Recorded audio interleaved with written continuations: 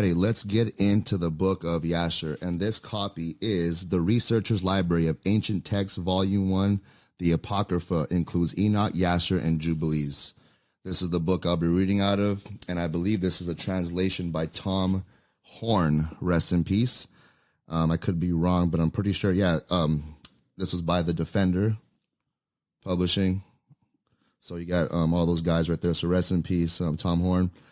And let's get into this translation. It's a little more simple translation, and we're just going to get right into it from there. So it says here, the Book of Jasher. If you don't know who Jasher is, or Jasher, it is the son of Joshua, son of Nun.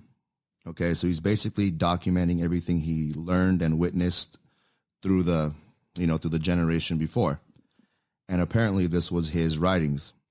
Now, a lot of people say, oh, you can't, get any information for the Apocrypha. It's evil. It's the devil. Most of those people that say that haven't even read it. So I'm going to read it for you. You probably won't get to the whole thing, but let's see, form your own opinion on it. I read it before. I only read it once. And I remember when I read it, it was very amazing. It was like an epic tale, like Lord of the Rings style. We're talking, the people of God, the Hebrews, going against armies that were just triple in numbers and against giant monstrosities, giants and all kinds of creatures. And they prevailed through faith with God. So let's start with chapter 1. Let me get a little sip of water. All right. Chapter 1. And God said, let us make in our image, after our likeness, and God created man in his own image. And God formed man from the ground, and he blew into his nostrils the breath of life, and man became a living soul endowed with speech. And the Lord said, it is not good for man to be alone. I will make unto him a helpmate. And the Lord caused a deep sleep to fall upon Adam, and he slept. And he took away one of his ribs, and he built flesh upon it, and formed it, and brought it to Adam. And Adam awoke from his sleep, and behold, a woman was standing before him. And he said, this is a bone of my bones, and it shall be called woman, for this has been taken from man, and Adam called her Eve, for she was the mother of all living. So it kind of starts off with the book of Genesis, little parts of it. Verse 6 of chapter 1. And God blessed them and called their names Adam and Eve in the day that he created them. And the Lord God said, be fruitful and multiply and fill the earth. And the Lord God took Adam and his wife, and he placed them in the Garden of Eden to dress it and to keep it. And he commanded them and said unto them, from every tree of the garden you may eat, but from the tree of knowledge of good and evil you shall not eat. For in the day that you eat thereof, you shall surely die. And when God had blessed and commanded them, he went from them, and Adam and his wife dwelt in the garden according to the command which the Lord had commanded them. And the serpent which God had created with them in the earth came to them to incite them to transgress the command of God which he had commanded them. And the serpent enticed and persuaded the woman to eat from the tree of knowledge. And the woman hearkened to the voice of the serpent, and she transgressed the word of God, and took from the tree of knowledge of good and evil, and she ate, and she took from it, and gave also to her husband, and he ate. And Adam and his wife transgressed the command of God, which he commanded them, and God knew it, and his anger was kindled against them, and he cursed them. So we're getting right back into that. All right, next page. And the Lord God drove them that day from the Garden of Eden to till the ground from which they were taken, and they went and dwelt at the east of the Garden of Eden. And Adam knew his wife Eve, and she bore 2 sons and 3 daughters. And she called the name of the firstborn Cain, saying, I have obtained a man from the Lord. And the name of the other she called Abel, for she said, in vanity we came into the earth, and in vanity we shall be taken from it. And the boys grew up, and their father gave them a possession in the land. And Cain was a tiller of the ground, and Abel was a keeper of the sheep. And it was at that expiration of a few years, that they brought an approximating offering to the Lord. And Cain brought from the fruit of the ground, and Abel brought from the firstlings of his flock from the fat thereof. And God turned and inclined to Abel and his offering, and a fire came down from the Lord from heaven and consumed it. And unto Cain and his offering the Lord did not turn, he did not incline to it, for he had brought from the inferior fruit of the ground before the Lord. And Cain was jealous against his brother Abel on account of this, and he sought a pretext to slay him. So it looks like Cain gave him not the best fruit of the field. Little did he know God was, he knows everything. So anyways, to the next one. So, and in some time after, Cain and Abel, his brother, went one day into the field to do their work, and they were both in the field, Cain tilling and plowing his ground, and Abel feeding his flock. And the flock passed that part which Cain had plowed in the ground, and is sorely grieved Cain on his account. And Cain approached his brother Abel in anger, and he said unto him, What is there between me and thee, that thou comest to dwell and bring thy flock to feed in my land? And Abel answered his brother Cain and said unto him, What is there between me and thee, that thou shalt eat the flesh of my flock and clothe thyself with their wool? And now therefore put off the wool of the sheep which thou hast clothed thyself, and recompense me for their fruit and flesh which thou hast eaten. And when thou shalt have done this, I will then go from thy land as thou hast said. And Cain said to his brother Abel, Surely if I slay thee this day, who will require thy blood from me? And Abel answered Cain, saying, Surely God, who has made us in the earth, he will avenge my cause, and he will require my blood from thee. From thee shouldest thou slay me. For the Lord is the judge and arbiter, and it is he who will requite man according to his evil, and the wicked man according to the wickedness that he may do upon the earth. And now, if thou shouldest slay me here, surely God knoweth thy secret views, and will judge thee for the evil which thou didst declare to do unto me this day. And when Cain heard the words which Abel his brother had spoken, behold, the anger of Cain was kindled against his brother Abel for declaring this thing. And Cain hastened and rose up and took the iron part of his plower instrument, with which he suddenly smite his brother, and he slew him. And Cain spilled the blood of his brother Abel upon the earth, and the blood of Abel streamed upon the earth before the flock. And after this Cain repented, having slain his brother, and he was sadly grieved, and he wept over him, and it vexed him exceedingly. And Cain rose up and dug a hole in the field, wherein he put his brother's body, and he turned the dust over it. So he basically buried him. Okay. And the Lord knew what Cain had done to his brother. And the Lord appeared to Cain and said unto him, Where is Abel thy brother that was with thee? And Cain dissembled, and said, I do not know.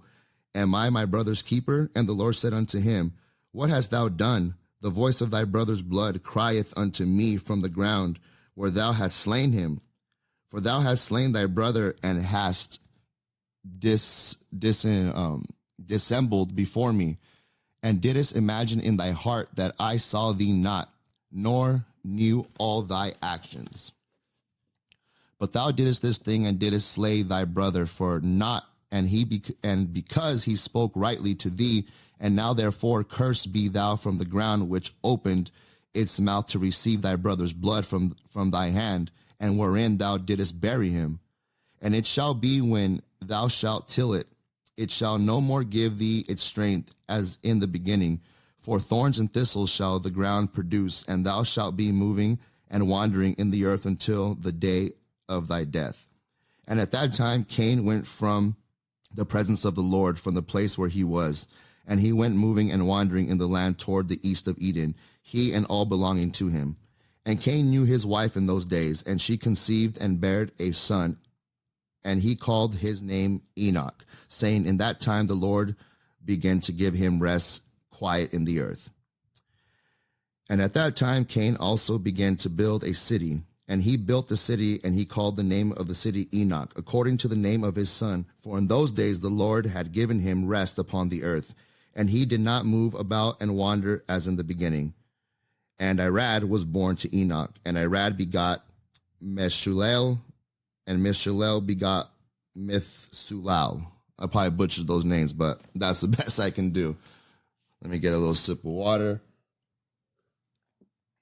All right, so basically that's the end of chapter 1. We just covered, a quick little detail of the sin in the garden, and then went into, more detail with Cain and Abel. So, chapter 2. Hold on, let me see. All right, chapter 2. And it was in the 130th year of the life of Adam upon the earth that he again knew his wife. And she conceived and bare a son in his likeness and in his image. And she called him Seth, saying, because God has appointed me another seed in the place of Abel, for Cain has slain him. And Seth lived 105 years, and he begot a son.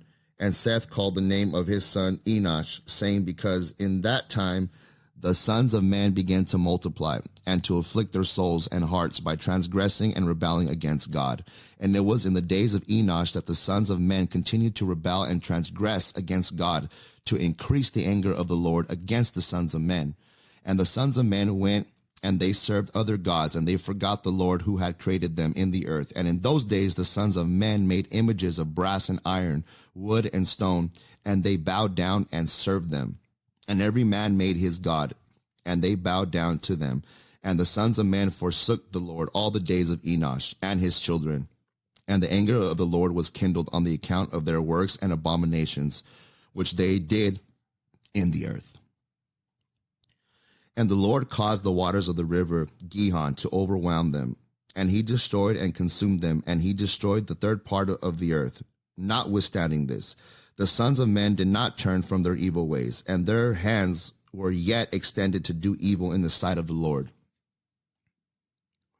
And in those days there was neither sowing nor reaping in the earth, and there was no food for the sons of men, and the famine was very great in those days. And the seed which thou sowed in those days in the ground became thorns, thistles, and briars, B-R-I-E-R-S. Never seen that word before. Briars. From the days of Adam was this declaration concerning the earth of the curse of God, which he cursed the earth, on account of the sin which Adam sinned before the Lord. That's how it says Adam sinned before the Lord. I believe Adam was supposed to be the head of his wife, and technically it was kind of his fault for her eating it, just my opinion, because it was up to him to show her, right from wrong and be a leader. I'm not saying anybody who's a leader is a good leader, but when you have a good leader, the man who's the head of the family, he's supposed to be, he's the God in the family, not like a God, but he's supposed to be the pastor, if that makes any sense. But anyways, let's get on to this next one. And it was when men continued to rebel and transgress against God and to corrupt their ways that the earth also became corrupt. And Enoch lived 90 years, and he begot Canaan. And Canaan grew up, and he was 40 years old, and he became wise and had knowledge and skill in all wisdom, and he reigned over all the sons. All right, next one.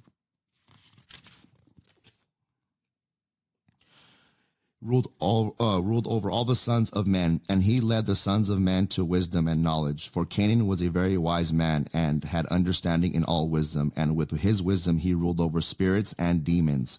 And Canaan knew by his wisdom that God would destroy the sons of men for having sinned upon the earth, and that the Lord would in the latter days bring upon them the waters of the flood.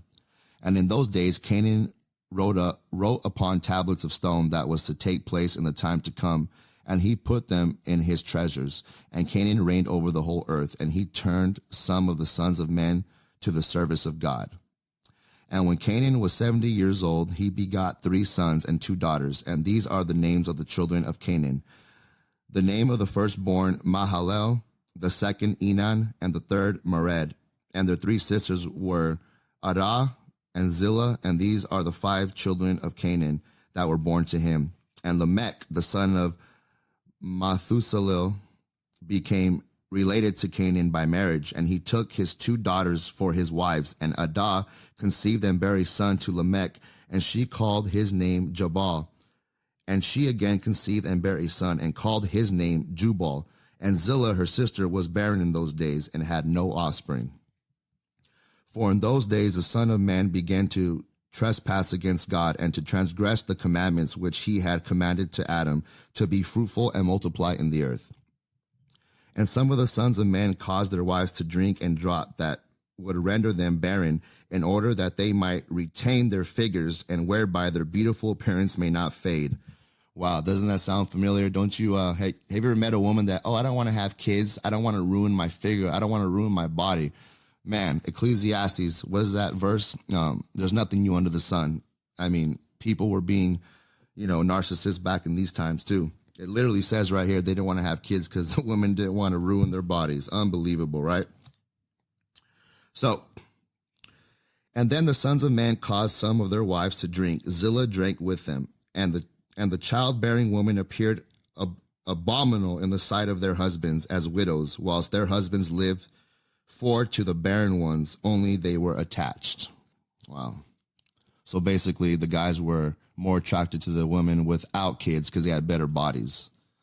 Sick stuff. And in the end days and years when Zillah became old, the Lord opened her womb, and she conceived and bare a son, and she called his name Tubal-Cain, saying, After I had withered away, have I obtained him from the Almighty God. And she conceived again and bare a daughter, and she called her name Naamah, for she said, After I had withered away, have I obtained pleasure and delight. And Lamech was old and advanced in years, and his eyes were dim, that he could not see. And Tubal-Cain his son was leading him. And it was one day that Lamech went into the field, and Tubal-Cain his son was with him. And whilst they were walking in the field, Cain, the son of Adam, advanced towards them. For Lamech was very old and could not see much, and Tubal-Cain his son was very young. And Tubal-Cain told his father to draw his bow, and with the arrows he smote Cain, who was yet far off, and he slew him, for he appeared to them to be an animal. Wow. So they basically took out Cain. And the arrows entered Cain's body, although he was distant from them, and he fell to the ground and died. And the Lord requited Cain's evil according to his wickedness, which he had done to his brother Abel, according to the word of the Lord, which he had spoken. And it came to pass when Cain had died, that Lamech and Tubal went to see the animal which they had slain. And they saw, and behold, Cain their grandfather was fallen dead upon the earth. And Lamech was very much grieved at having done this. And in his clapping his hands together, he struck his son, and caused him death. And the wives of Lamech heard that Lamech had done, and they sought to kill him. And the wives of Lamech hated him from that day, because he slew Cain and Tubal-Cain, and the wives of Lamech separated from him, and he would not hearken to him in those days. So basically he's saying he accidentally killed Cain, and he was so pissed off that he killed Cain by accident, he killed his own son. That's what it looks like. That's pretty wild. That's pretty wild stuff right there. Let me see. A little sip of water. All right. And Lamech came to his wives, and he pressed them to listen to him about this matter. And he said to his wives Adah and Zillah, Hear my voice, O wives of Lamech. Attend to my words, for now you have imagined and said that I slew a man with my wounds, and a child with my stripes, for their having done no violence, but surely know that I am old and gray-headed, and that my eyes are heavy through age, and I did this unknowingly. And the wives of Lamech listened to him in his matter, and they returned to him with the advice of their father Adam, but they bore no children to him from that time, knowing that God's anger was increasing in those days against the sons of men, to destroy them with the waters of the flood for their evil doings. And Mahalalel, the son of Canaan, lived 65 years, and he begot Jared. And Jared lived 62 years, and he begot Enoch. Chapter 3. And Enoch lived 65 years, and he begot Methuselah. And Enoch walked with God after having begot Methuselah, and he served the Lord and despised the evil ways of men. And the soul of Enoch was wrapped up in the instruction of the Lord, in knowledge and in understandings. And he wisely retired from the sons of men and secreted himself from them for many days.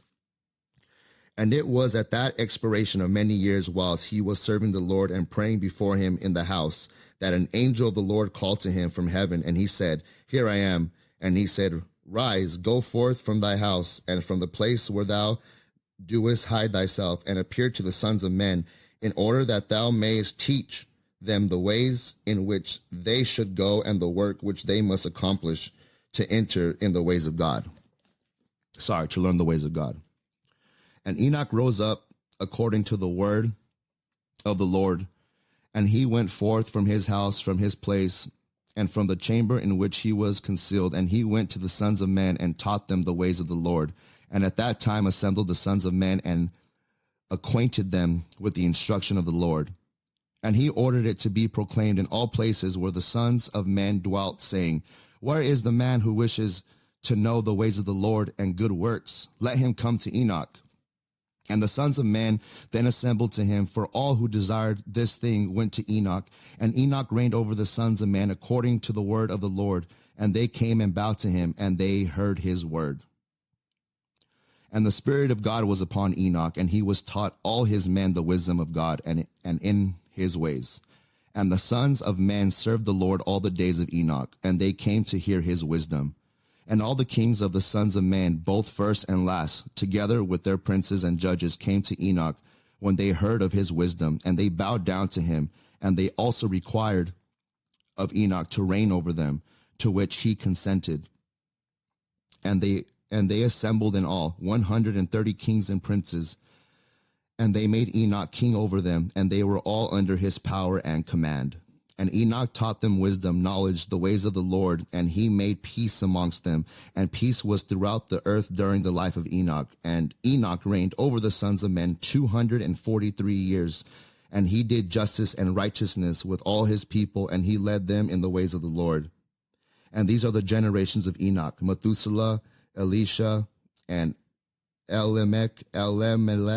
3 sons, and their sisters were Milcah and Naamah. And Methuselah lived 87 years, and he begot Lamech. And it was in the 56th year of his life. Bear with me, next page. Of Lamech, when Adam died 930 years old. Of Lamech, when Adam died 930 years old, was he at his death. And his 2 sons with Enoch and Methuselah his son buried him with great pomp, as at the burial of kings in the cave which God had told him. And in that place all the sons of men made great mourning and weeping on the account of Adam. It has therefore become a custom among the sons of men to this day. And Adam died because he ate of the tree of knowledge, he and his children after him, as the Lord God had spoken. And it was in the year of Adam's death, which was the 243rd year of the reign of Enoch. In that time Enoch resolved to separate himself from the sons of men, and to secret himself as at first, in order to serve the Lord. And Enoch did so, but did not entirely secret himself from them, but kept away from the sons of men 3 days, and then went to them for 1 day. All right, we're getting into this. Let me get some water again. Mouth is a little dry. Worked a lot this morning. Did a little bit of boxing, a little dehydrated. So bear with me. All right, so let me see where I was at. Okay, so and it was in the year of Adam's death, which was 243rd year of the reign of Enoch. In that time Enoch resolved to separate himself from the sons of men, to secret himself as he did first, in order to serve the Lord. And Enoch did so, but did not entirely secret himself from them, but kept away from the sons of men 3 days, and then went to them for 1 day. And during the 3 days that he was in his chamber, he prayed to and praised the Lord his God. And the day on which he went and appeared to his subjects, he taught them the ways of the Lord, and all they asked him about the Lord he told them. And he did in this manner for many years. And he afterward concealed himself for 6 days and appeared to his people 1 day in 7. And after that, once in a month, and then once in a year, until all the kings and princes and sons of men sought for him, and desired again to see the face of Enoch, and to hear his words, but they could not, as all the sons of men were greatly afraid of Enoch, and they feared to approach him on the account of the godlike awe that was seated upon his countenance. Therefore no man could look at him, fearing he might be punished and die. So according to this, Enoch was just on another level.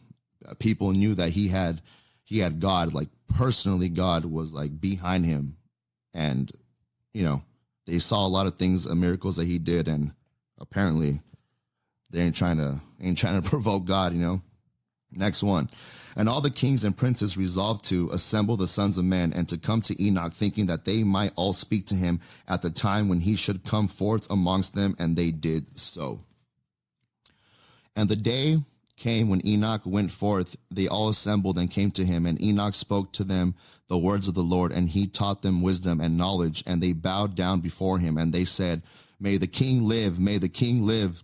And in some time after, when the kings and princes and sons of men were speaking to Enoch, Enoch was teaching them the ways of God. Behold, an angel of the Lord then called unto Enoch from heaven, and wished to bring him up to heaven, to make him reign there over the sons of God, as he had reigned over the sons of men. So they were bringing him up to reign over the angels. The sons of God are the angels. Very interesting. I'm starting to learn a lot reading this again. I haven't read this in 4 years.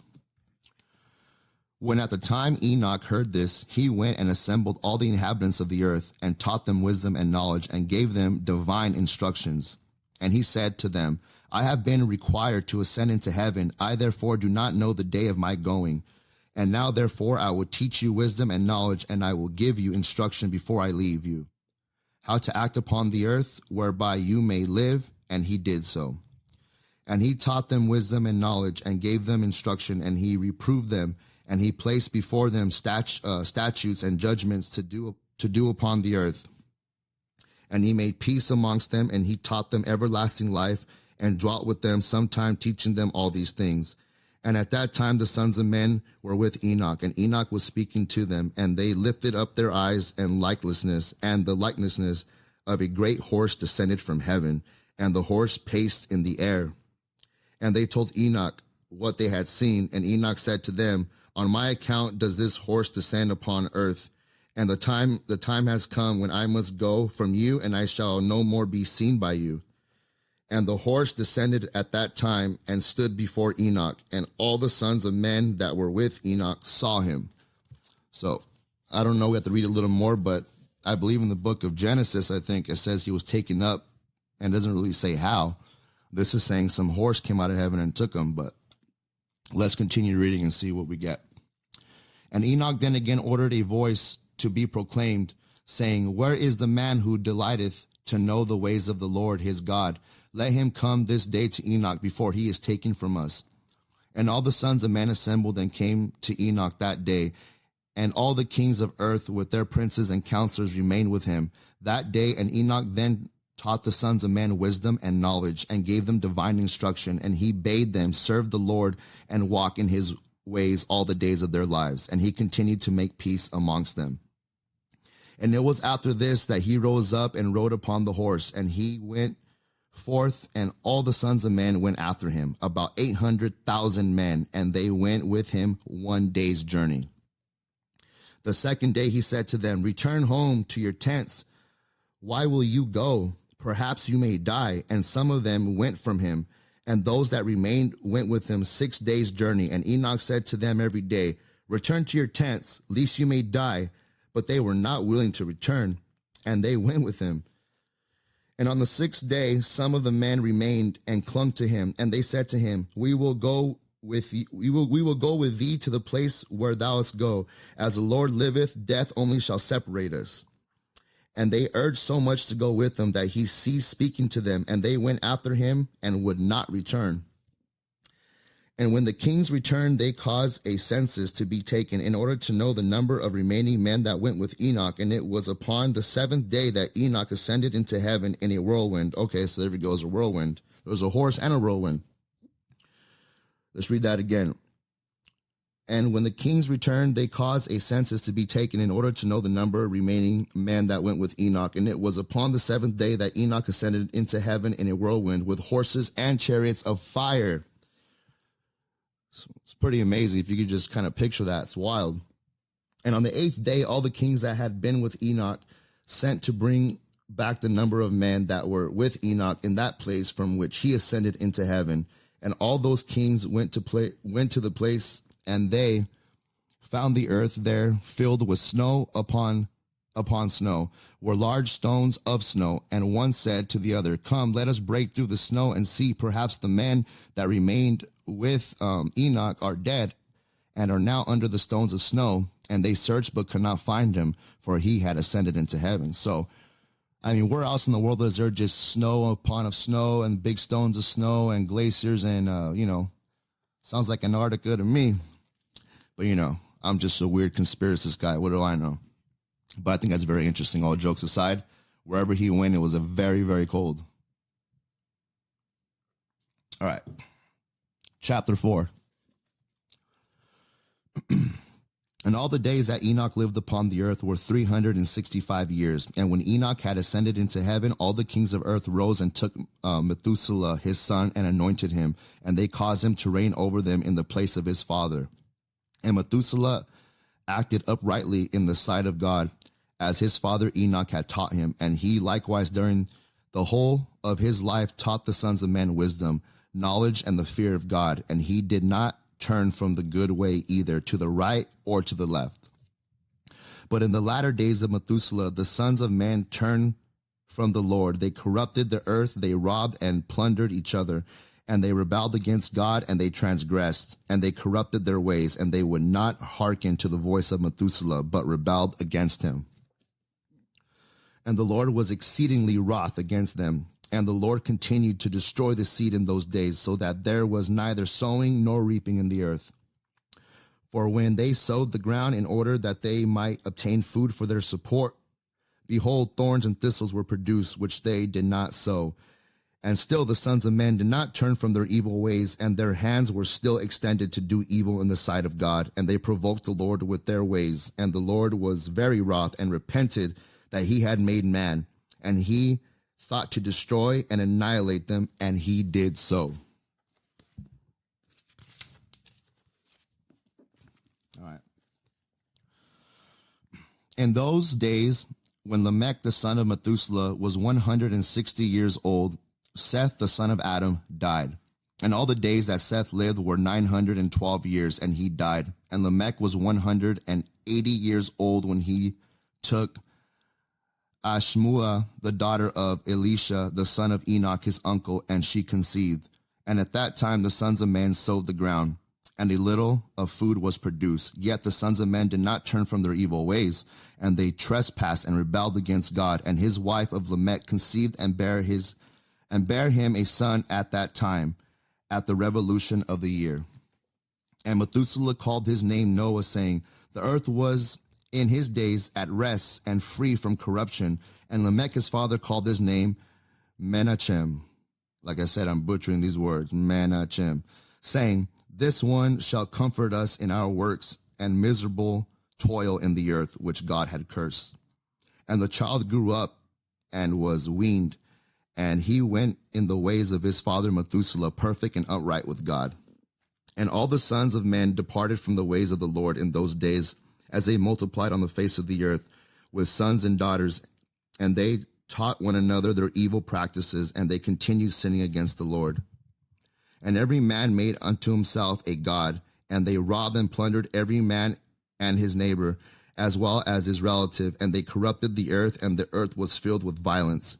And their judges and rulers went to the daughters of men and took their wives by force from their husbands, according to their choice. And the sons of men in those days took from the cattle of the earth and the beasts of the field and the fowls of the air, and taught and taught the mixture of animals, one species with another, in order therewith to provoke the Lord. And God saw the whole earth, and it was corrupt, for all flesh had been corrupt its ways upon the earth, all men and all animals. So it just said right here. So I just want to read that verse again. And their judges and rulers went to the daughters of men and took their wives. So according to my readings of studying this stuff for over 15 years, their rulers at those times were the fallen angels or the heroes of old, which were their offspring, the hybrids. You know, we would call them god kings back in those times. So this is what I get from it. And it's even saying here that they were making chimeras, mixing the DNA of different animals. It says it right here. And you know, that's also in the book of Enoch. The book of Genesis goes into a little bit of it. And there's many chapters in the Bible, many books in the Bible that talks about lion-headed man, all these weird creatures. So let's move on. And the Lord said, I will blot out man that I created from the face of the earth. Yeah, from man to the birds of the air, together with cattle and beasts that are in the field, for I repent that I made them. And all men who walked in the ways of the Lord died in those days, before the Lord brought the evil upon man, which he had declared. For this was from the Lord, that they should not see the evil which the Lord spoke concerning the sons of men. And Noah found grace in the sight of the Lord. And the Lord chose him and his children to raise up seed from them upon the face of the whole earth. All right, so moving on to chapter 5. It's getting pretty interesting. It's like some Lord of the Rings type of stuff. Let me see. All jokes aside, seriously. Chapter 5. And it was in the 84th year of the life of Noah that Enoch the son of Seth died. He was 905 years old at his death. And in the 179th year of his life of Noah, Canaan the son of Enosh died. And all the days of Canaan were 910 years, and he died. And in the 234th year of the life of Noah, Mahalalel the son of Canaan died. And the days of Mahalalel were 895 years, and he died. And Jared the son of Mahalalel died in those days, in the 336th year, the life of Noah. And all the days of Jared were 962 years, and he died.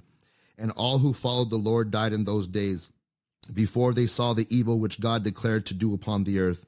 And after the lapse of many years, in the 480th year of the life of Noah, when all those men who followed the Lord had died away from amongst the sons of men, and only Methuselah was left, God said unto Noah and Methuselah, saying, Speak ye, and proclaim to the sons of men, saying, Thus saith the Lord, return from your evil ways and forsake your works. And the Lord will repent of the evil that he declared to do to you, so that it shall not come to pass. For thus saith the Lord, Behold, I give you a period of 120 years. If you will return to me and forsake your evil ways, then will I also turn away from evil, which I told you, and it shall not exist, saith the Lord. And Noah and Methuselah spoke all the words of the Lord to the sons of men, day after day, constantly speaking to them. But the sons of men would not hearken to them, nor incline their ears to their words, and they were stiff-necked. And the Lord granted them a period of 120 years, saying, If they will return, then will God repent of the evil, so as not to destroy the earth. Noah, the son of Lamech, refrained from taking a wife in those days to begot children, for he said, Surely now God will destroy the earth, wherefore then shall I beget children.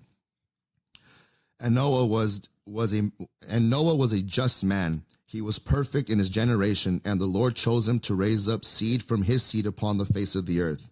And the Lord said unto Noah, Take unto thee a wife and begat children, for I have seen thee righteousness before me in this generation, and thou shalt raise up the seed and thy children with thee, and in the midst of the earth. And Noah went and took a wife, and he chose Naamah, the daughter of Enoch, and she was 580 years old.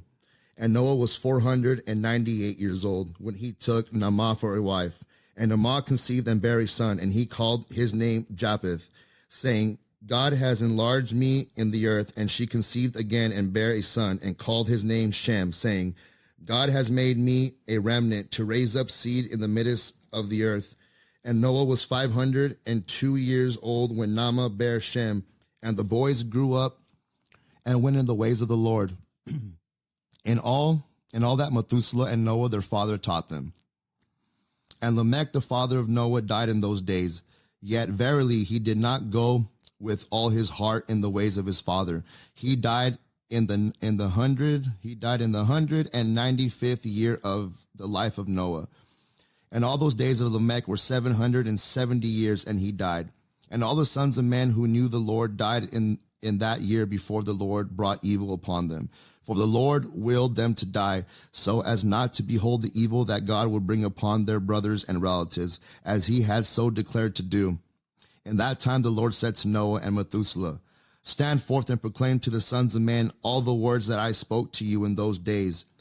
Peradventure they may turn from their evil ways, and I will then repent of the evil, and I will not bring it. And Noah and Methuselah stood forth and said in the ears of the sons of men all that God has spoken concerning them. But the sons of men would not hearken, neither would they incline their ears to all their declarations.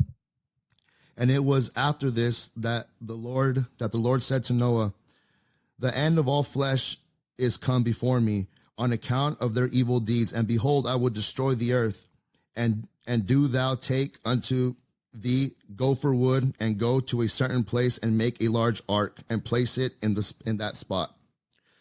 And thus shalt thou make it 300 cubits in length, 50 cubits broad, and 30 cubits high. And thou shalt make unto thee a door, open at its side, and to a cubit thou shalt finish above, and cover it within and without with pitch. And behold, I will bring the flood of waters upon the earth, and all the flesh be destroyed. From under the heavens all that is upon the earth shall perish.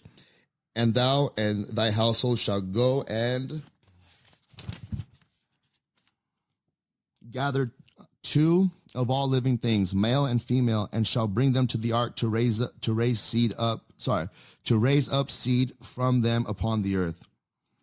And gather unto thee all food that is eaten by all the animals, that there may be food for thee and for them. And thou shalt choose for thy sons 3 maidens from the daughters of men, and they shall be wives to thy sons. And Noah rose up, and he made the ark in the place where God had commanded him. And Noah did as God had ordered him. In his 595th year, Noah commenced to make the ark, and he made the ark in 5 years, as the Lord had commanded. Then Noah took the 3 daughters of Eliakim, son of Methuselah, for wives for his sons, as the Lord had commanded Noah. And it was at that time Methuselah, the son of Enoch, died. 960 years old was he at his death. So we're covering a lot of ground right here, right now. I'm probably going to go for like another 30 minutes, and we're going to cut it off, and we can just kind of discuss it. All right. Where were we at? So command took the daughters, and it was at that time Methuselah, the son of Enoch, died. 960 years old was he at his death. So chapter 6. At that time, after the death of Methuselah, the Lord said to Noah, go thou with thy household into the ark. Behold, I will gather to thee all the animals of the earth, the beasts of the field, and the fowls of the air, and they shall all come and surround the ark. And thou shalt go and seat thyself by the doors of the ark, and all the beasts, the animals, and the fowls shall assemble and place themselves before thee, and such of them as shall come and crouch before thee shalt thou take and deliver into the hands of thy sons, who shall bring them to the ark, and all that will stand before thee thou shalt leave. And the Lord brought this about on the next day, and the animals, beasts, and fowls came in great multitude and surrounded the ark. And Noah went and seated himself by the door of the ark, and of all flesh that crouched before him he brought into the ark, and all that stood before him he left upon the earth. And a lioness came with her 2 whelps, male and female. And the 3 crouched before Noah, and 2 whelps rose up against the lioness and smote her. And he made her flee from her place. And she went away, and they returned to their places, and crouched upon the earth before Noah. And the lioness ran away, and stood in the place of the lions. And Noah saw this, and wondered greatly. And he rose and took the 2 whelps, and brought them into the ark.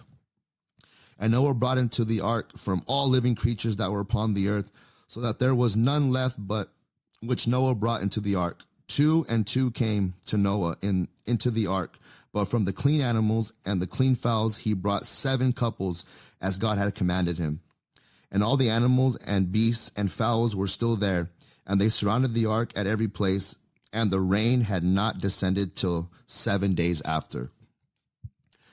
And on that day the Lord caused the whole earth to shake, and the sun darkened, and the foundations of the world raged, and the whole earth was moved violently, and the lightning flashed, and the thunder roared, and all the fountains in the earth were broken up, such as was not known to the inhabitants before.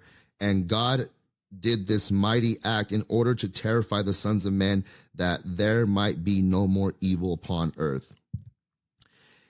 And still the sons of men would not return from their evil ways, and they increased the anger of the Lord at that time, and did not even direct their hearts to him at all.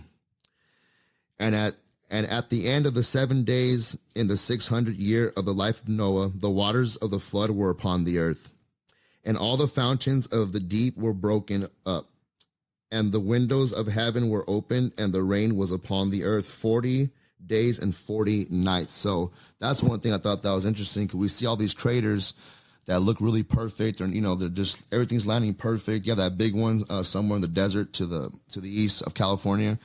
They look like something just shot out. Like when it says the ground broke, the foundation, like I think water starts shooting up from below and above, making that pressure, kind of petrifying everything, so to say. But anyways, let's continue. And Noah and his household and all the living creatures that were with him came into the ark on the account of the waters of the flood, and the Lord shut him in. And all the sons of men that were left upon the earth became exhausted through evil on the account of the rain, for the waters were coming more violently upon the earth, and the animals and beasts were still surrounding the ark. And the sons of men assembled together, about 700,000 men and women, and they came unto Noah to the ark, and they called to Noah, saying, Open for us, that we may come to thee in the ark, and wherefore shall we die? And Noah with a loud voice answered them from the ark, saying, Have you not all rebelled against the Lord, and said that he does not exist, and therefore the Lord brought upon you this evil to destroy and cut you off from the face of the earth? Is not this the thing that I spoke to you of 120 years back, and you would not hearken to the voice of the Lord? And now do you desire to live upon the earth? And they said to Noah, We are ready to return to the Lord. Only open for us, that we may live and not die. And Noah answered them, saying, Behold, now that you see the trouble of your souls, you wish to return to the Lord. Why did you not return during those 120 years, which the Lord granted you as determined period? But now you come and tell me this on account of the troubles of your souls. Now also the Lord will not listen to you, neither will he give ear to you on this day, so you will not now succeed in your wishes. And the sons of men approached in order to break into the ark, to come in on the account of the rain, for they could not bear the rain upon them. And the Lord sent all the beasts and animals that stood around the ark, and the beasts overpowered them and drove them from that place. And every man went his way, and they again scattered themselves upon the face of the earth. And the rain was still descending upon the earth, and it descended 40 days and 40 nights, and the waters prevailed greatly upon the earth. And all flesh was upon the earth or in the waters died, or whether man, animals, beasts, creeping things, or birds of the air. And there only remained Noah and those that were with him in the ark. And the waters prevailed, and they greatly increased upon the earth. And they lifted up the ark, and it was raised from the earth. And the ark floated upon the face of the waters, and it was tossed upon the waters, so that all the living creatures within were turned about like pottage in a cauldron. And great anxiety seized all the living creatures that were in the ark, and the ark was like to be broken. And all the living creatures that were in the ark were terrified, and the lions roared, and the oxen lowed, and the wolves howled, and every living creature in the ark spoke and lamented in its own language, so that their voices reached to a great distance. And Noah and his sons cried and wept in their troubles. They were greatly afraid that they had reached the gates of death. And Noah prayed unto the Lord and cried unto him on the account of this. And he said, O Lord, help us, for we have no strength to bear this evil that has encompassed us. For the waves of the waters have surrounded us. Mischievous torrents have terrified us. The snares of death have come before us. Answer us, O Lord. Answer us. Light up thy countenance toward us, and be gracious to us. Redeem us and deliver us. And the Lord hearkened to the voice of Noah, and the Lord remembered him. And a wind passed over the earth, and the waters were still, and the ark rested. And the fountains of the deep and the windows of heaven were stopped, and the rain from heaven was restrained. All right. And the waters decreased in those days, and the ark rested upon the mountains of Ararat. And Noah then opened the windows of the ark, and Noah still called out to the Lord at that time, and he said, O Lord, who didst from the earth and the heavens and all that are therein, bring forth our souls from this confinement and from prison wherein thou hast placed us, for I am much wearied with sighing. And the Lord hearkened to the voice of Noah, and he said to him, When thou shalt have completed a full year, thou shalt then go forth. And at that revolution of the year, when a full year was completed to Noah's dwelling in the ark, the waters were dried from off the earth, and Noah put off the covering of the ark. At that time, on the 27th day of the second month, the earth was dry. But Noah and his sons and those that were with him did not go out from the ark until the Lord told them. And the day came that the Lord told them to go out, and they all went out from the ark. And they went and returned, every one to his way and to his place. And Noah and his sons dwelt in the land that God had told them. And they served the Lord all their days. And the Lord blessed Noah and his sons on their going out from the ark. And he said to them, Be fruitful and fill the earth and multiply.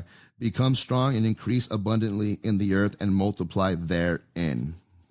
That's the end of chapter 6. I'm going to read one more chapter. I'm going to call it a day. It's a very long book. All right, let's get to chapter 7.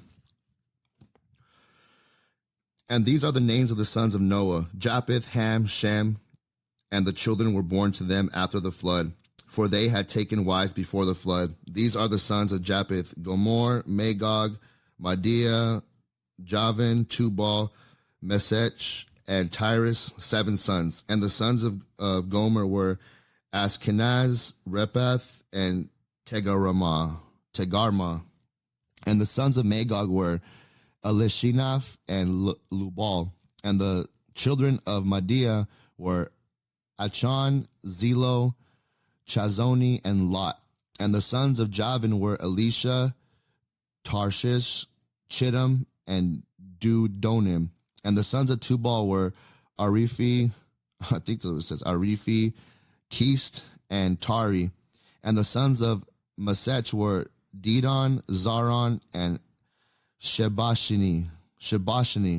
And the sons of Tyrus were Beneb, Gera, Luprion, and Galak. These are the sons of Japheth according to their families, and their numbers in those days were about 460 men.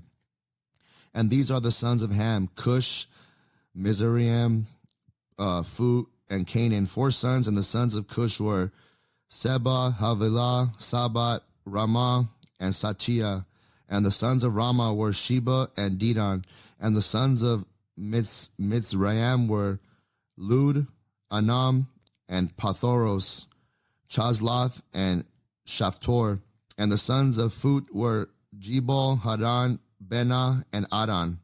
And the sons of Canaan were Zidon, Heth, Amori, Gerashi, Hivi, Arki, Seni, Arodi, Zimuri, and Chamathi. These are the sons of Ham according to their families and their numbers in the days, about 730 men. And these are the sons of Shem: Elam, Ashur, Arpashad. I'm going to butcher these names. These are Lud and Aram. 5 sons. And the sons of Elam were Shushan, Muchal, and Harmon. And the sons of Ashar were Meres and Mokil, and the sons of Arpashad were Shelach, Anar, and Ashkol. And the sons of Lud were Pethor and Bezion, and the sons of Aram were Uz, Chul, Gather, and Mash. These are the sons of Shem according to their families, and their numbers in those days were about 300 men. These are the generations of Shem. Shem begot Arpashad, and Arpashad begot Shelach, and Shelach begot Eber, and to Eber were born 2 children. The name of one was Peleg, for in his days the sons of men were divided, and in the latter days the earth was divided. And the name of the second was Yotan, meaning that in his day the lives of the sons of men were diminished and lessened. Let's read that again. And the name of the second was Yotan, meaning that in his day the lives of the sons of men were diminished and lessened. That's kind of hard to read. Basically, it's saying their lifespan got smaller.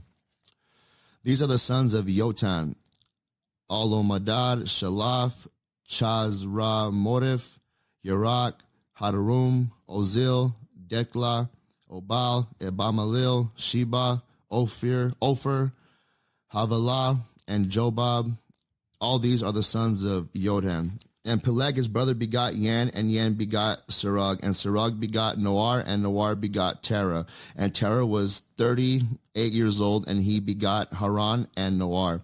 And Cush, the son of Ham, the son of Noah, took a wife in those days in his old age, and bare a son, and they called his name Nimrod, saying, at that time the sons of men again began to rebel and transgress against God.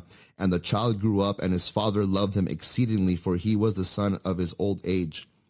And the garments of skin which God made for Adam and his wife when they were out of the garden were given to Cush. That's very interesting. So these garments are already really old and they're still intact. It has to be some kind of enchanted, by God. These skins have to just be more than just skin, Anyways, continuing. For after the death of Adam and his wife, the garments were given to Enoch, the son of Jared. And when Enoch was taken up to God, he gave them to Methuselah, his son. And at the death of Methuselah, Noah took them and brought them to the ark, and they were with him until he went out of the ark. And in their going out, Ham stole those garments from Noah, his father, and he took them and hid them from his brothers.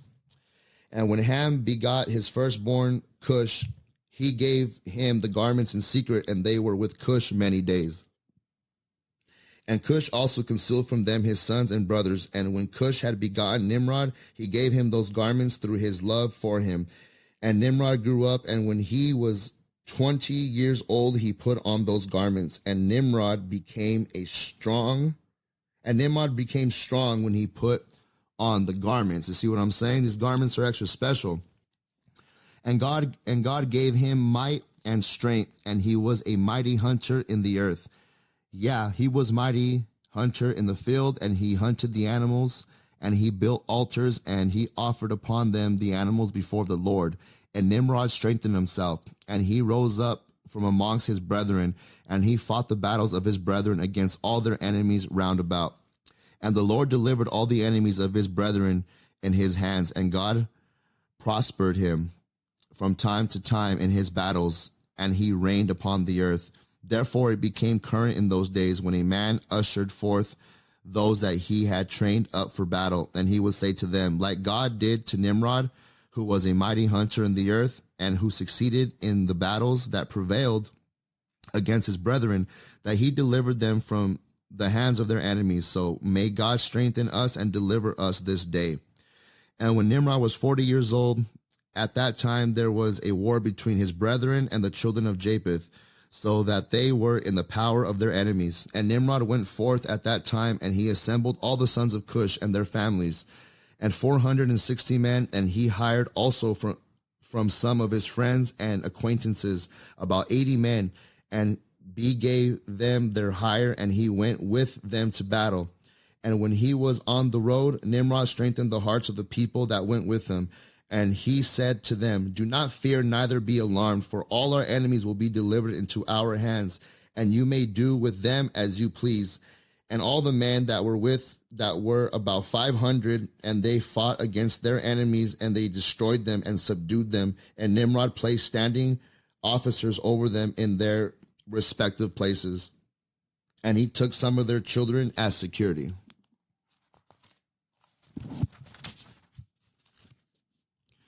And they were all servants to Nimrod, to his brethren. And Nimrod and all the people that were with him turned homeward. And when Nimrod had joyfully returned from battle after having conquered his enemies, all his brethren together with those who knew him before assembled to make him king over them. And they placed the regal crown upon his head. And he set over his subjects and people, princes and judges and rulers, as is the custom amongst kings. And he placed Terah, the son of Nahor, the prince of his host, and he dignified him and elevated him above all his princes. And whilst he was reigning according to his heart's desire, after having conquered all his enemies around, he advised with his counselors to build a city for his palace, and they did so. And they found a large valley opposite to the east, and they built him a large and extensive city. And Nimrod called the name of the city that he built Shinar, for the Lord had vehemently shaken his enemies and destroyed them. And Nimrod dwelt in Shinar, and he reigned securely, and he fought with his enemies, and he subdued them, and he prospered in all his battles, and his kingdom became very great. And all the nations and tongues heard of his fame, and they gathered themselves to him, and they bowed down to the earth, and they brought him offerings, and he became their Lord and king. And they all dwelt with him in the city at Shinar. And Nimrod reigned in the earth over all the sons of Noah, and they were all under his power and counsel. And all the earth was of one tongue and words of union. But Nimrod did not go in the ways of the Lord, and he was more wicked than all the men that were before him, from the days of the flood until those days. And he made gods of wood and stone, and he bowed down to them, and he rebelled against the Lord, and he taught all his subjects and the people of the earth his wicked ways.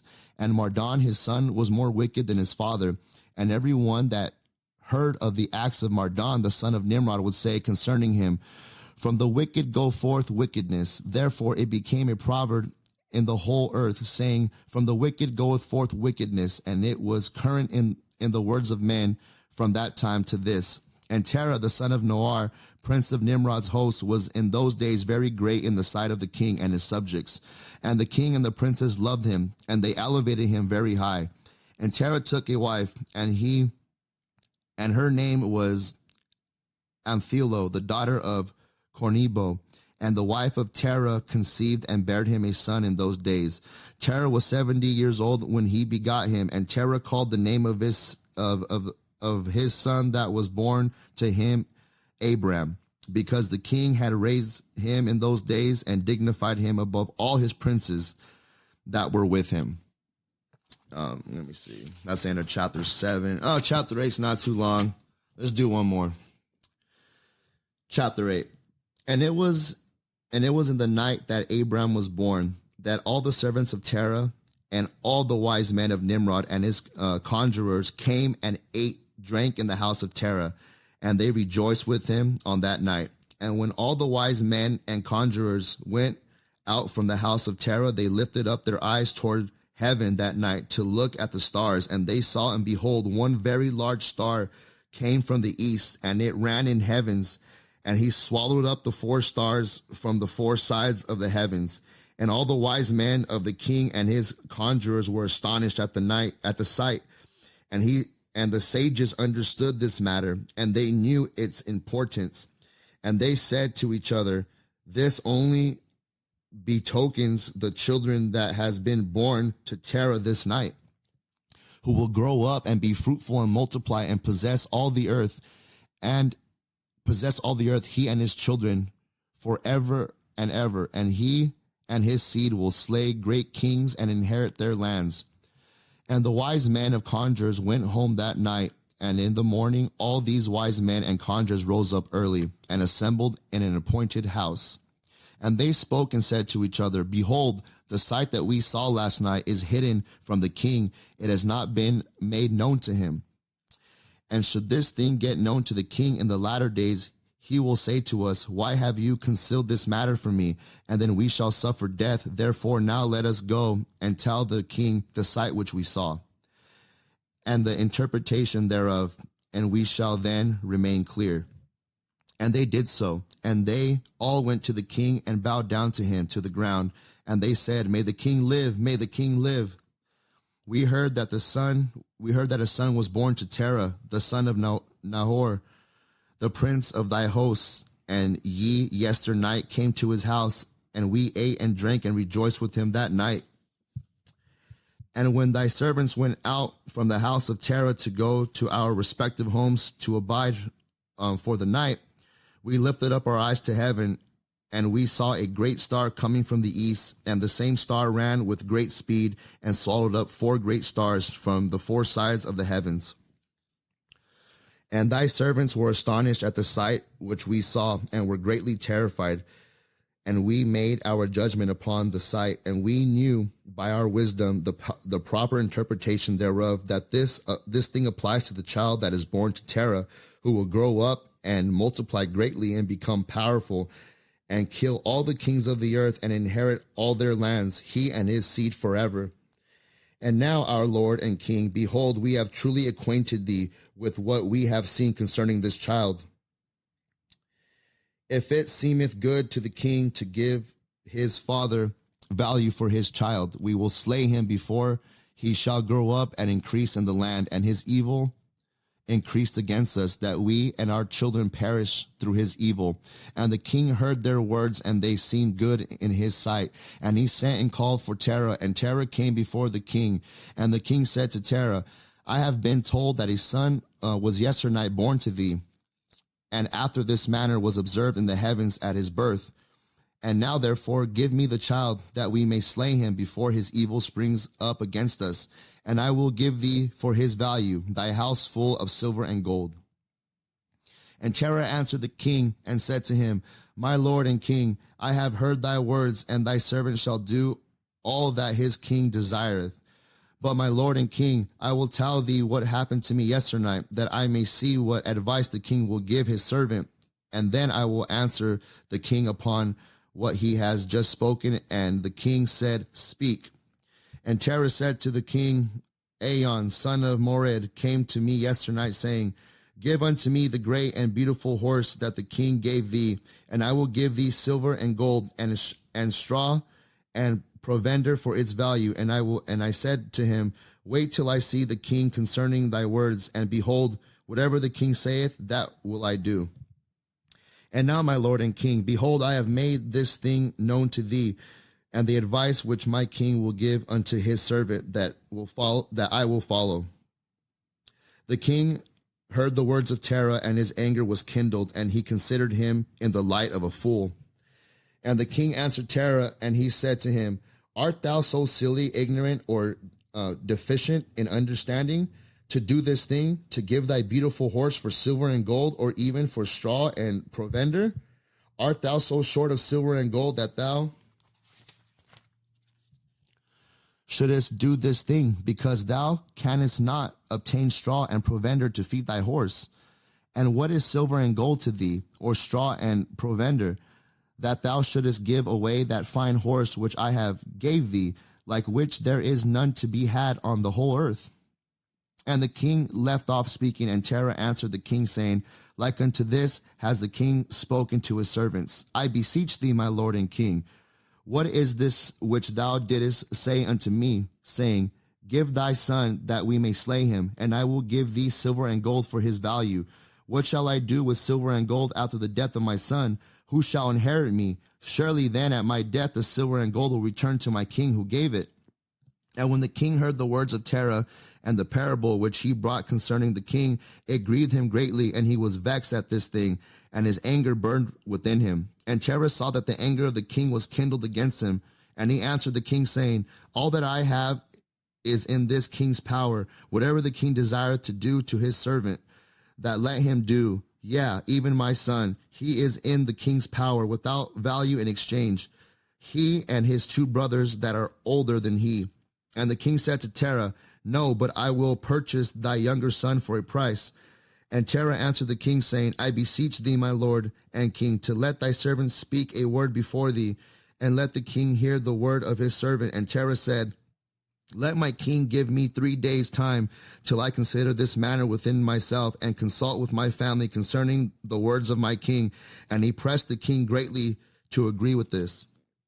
And the king hearkened to Terah, and he did so, and he gave him 3 days' time. And Terah went out from the king's presence, and he came home to his family and spoke to them all the words of the king, and the people were greatly afraid.